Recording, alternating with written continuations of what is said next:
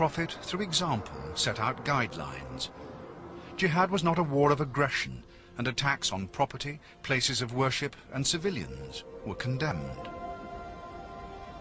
But that was 1400 years ago.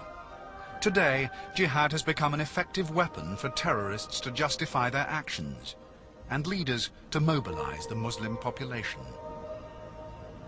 The story of this 20th century jihad begins in 1979 in Iran, where the struggle for a post-colonial Islamic identity overthrew the Shah of Iran and the most powerful regime in the Middle East. We particularly welcome you and the Empress as good friends and old friends. Although the West saw the Shah of Iran as an enlightened, westernized monarch, to his own people he had become an increasingly autocratic ruler.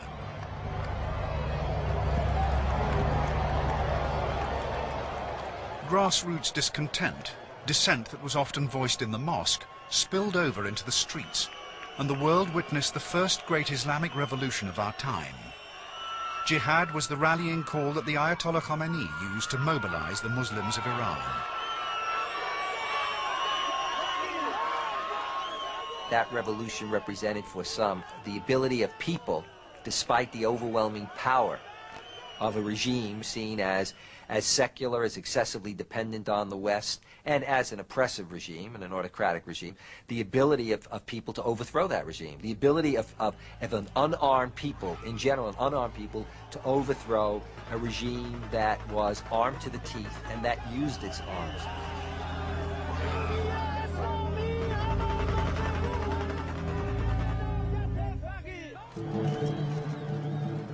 The Ayatollah represented a return to religion in a country that was tired of looking to the West for support and an identity. Not only had the Shah of Iran been rejected, but the Western secular idea of separating religion and politics had also been overthrown. For the West, Iran became the embodiment of the new Islamic threat.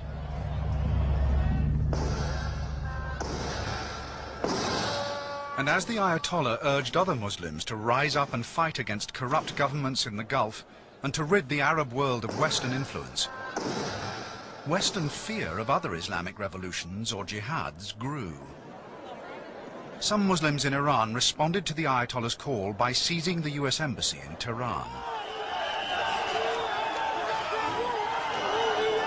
With the fall of the Shah, the expulsion of the Americans from Iran, the seizure of the American embassy in Tehran in 1979, the taking of over 50 American diplomatic hostages there, who were held for almost 2 years, these were seen as catastrophic events in the West and were regarded as a wake-up call. Watch out, the Muslims are coming.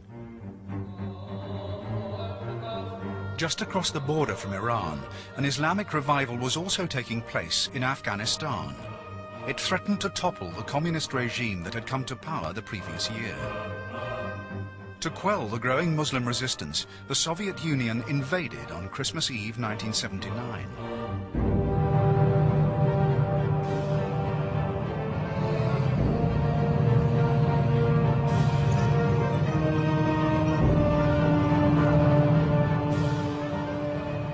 The Muslims of Afghanistan fought back. For them, this was a defensive armed struggle against infidel invaders, and a jihad or holy war was declared.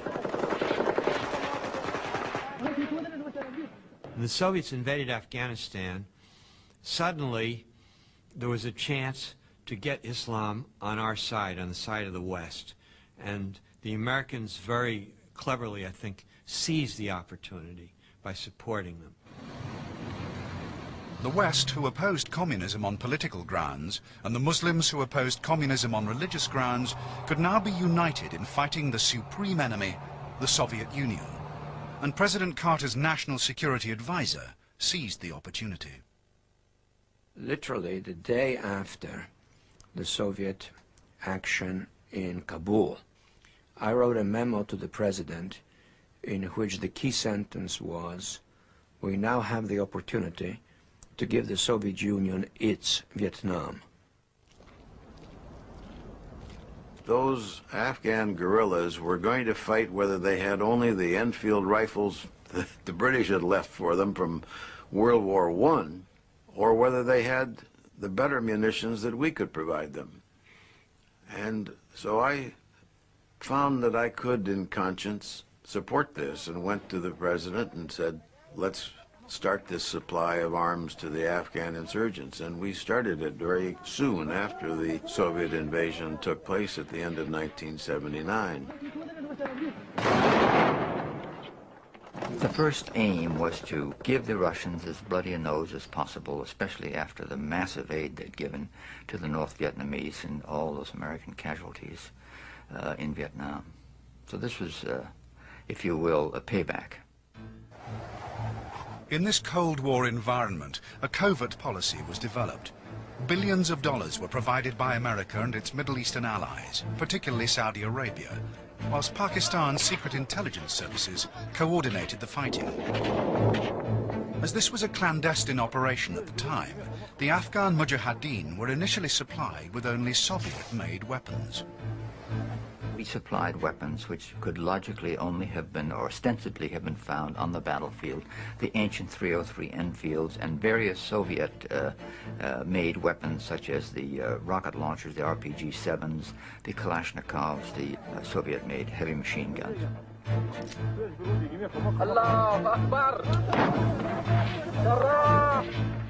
On the 10th of January, the first weapons that we sent got in there. So that was very quick, 13 days, in come the arms. This was the first time in the history of Islam that you had a jihad which was sanctioned by forces outside the Islamic world. In the modern times, it is this dominant Western culture decided that what was taking place in Afghanistan was a jihad. It was legitimate to do it. It was nothing illegal to go and fight in. It was also happening in front of television cameras. So it was sending powerful messages to people. It was redefining the very concept of jihad, because now jihad became fighting in the battlefield.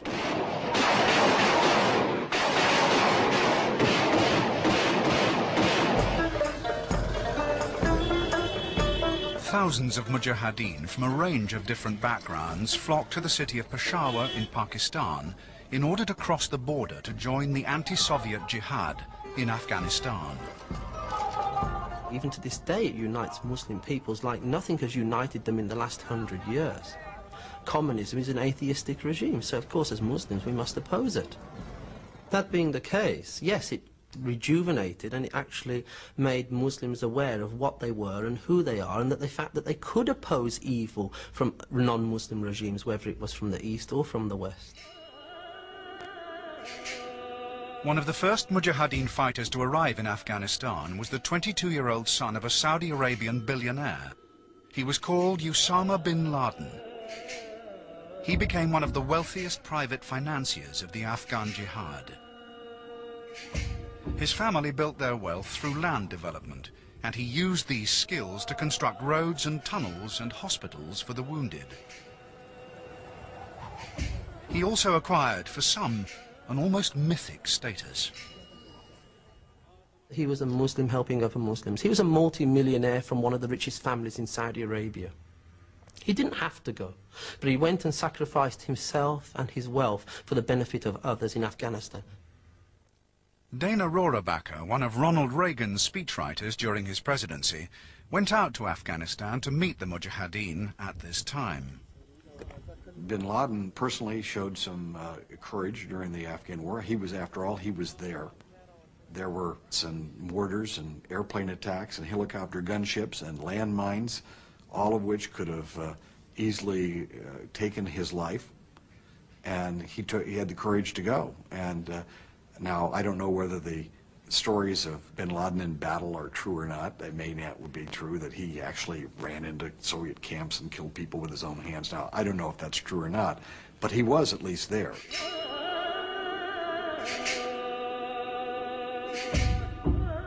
The appeal of Osama bin Laden lies in his image, or how the Muslim world perceives him.